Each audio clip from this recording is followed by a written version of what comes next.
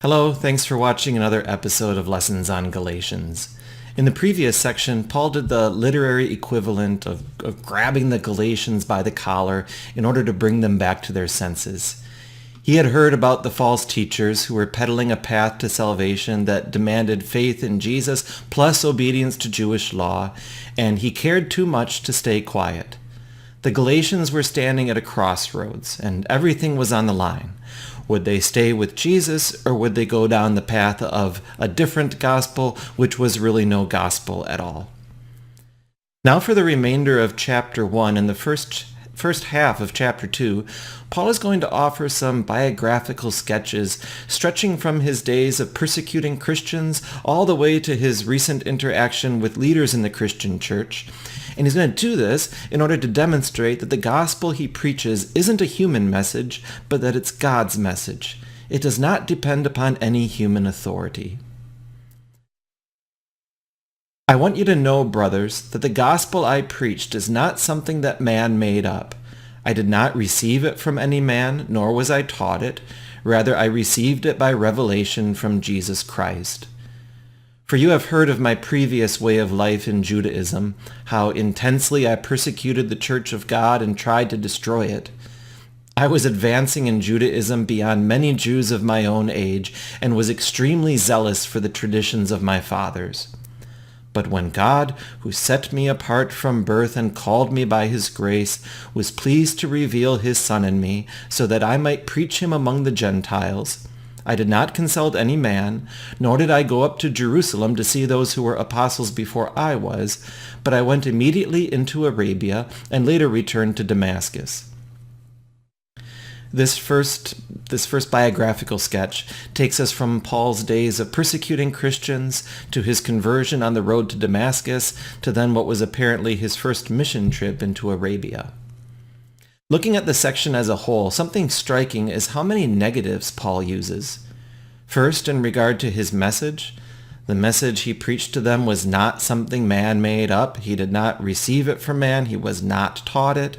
No, this was a divine message that he received by revelation from Jesus Christ.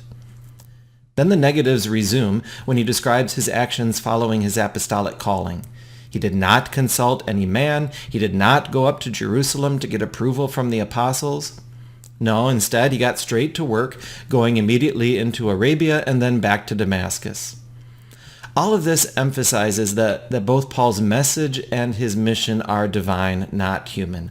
All of this is from God, not from people. A quick note on the word brothers in verse 11. Back in verse 6, Paul had said that the Galatian Christians were deserting the God who called them and turning to a different gospel.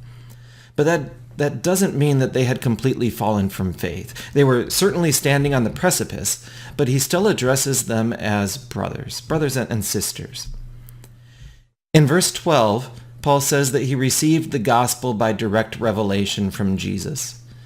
This calls to mind the risen Jesus' appearance to him on his way to Damascus to persecute Christians. Perhaps there were additional encounters between Paul and Jesus where Jesus also revealed the gospel to him. Verses 13 through 17 highlight the incredible about-face God brought about in Paul's life through the gospel. All to say, how could this not be a divine message? Previously, when it came to the Jewish law and its ways, Paul had been top-notch. We know from other parts of the Bible that he had received a stellar education under the best teachers. He belonged to the sect of the Pharisees, who had the highest respect for the scriptures and for obedience. His zeal for the law drove his intense persecution of Christians.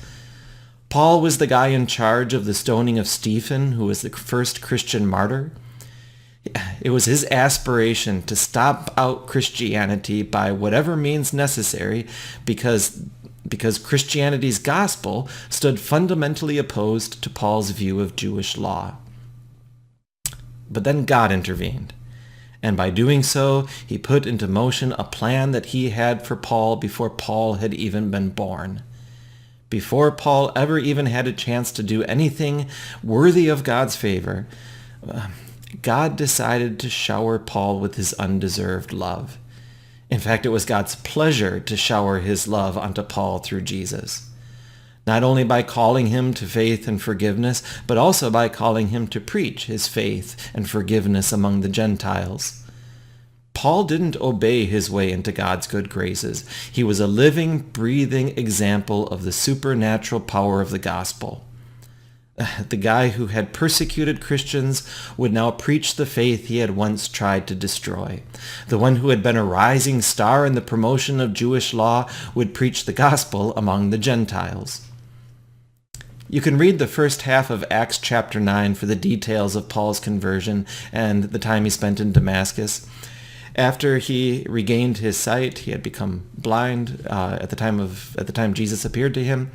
After he regained his sight and was baptized by Ananias, he went straight to preaching Jesus in the synagogues. Everyone was astonished by the great reversal that had taken place. His journey to Arabia probably took place pretty soon after that. Here's a map of the Nabatean kingdom, also known as Arabia.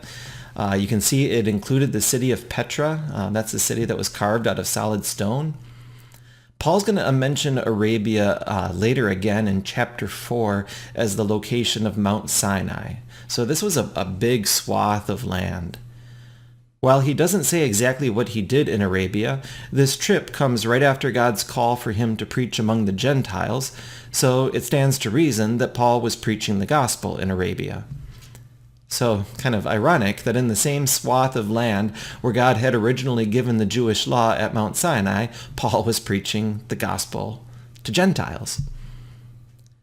That concludes the first of Paul's biographical vignettes that demonstrate the power of the gospel. To sum up, the gospel isn't a human concoction. It's the gracious power of God. Next time we'll look at another biographical sketch that includes Paul's meeting in Jerusalem with the Apostle Peter and with James, who was the half-brother of Jesus. If you have any questions, feel free to leave them in the comment section below and I'll do my best to answer. If you find these lessons helpful, please give them a thumbs up below and share with your friends. I'll see you next time.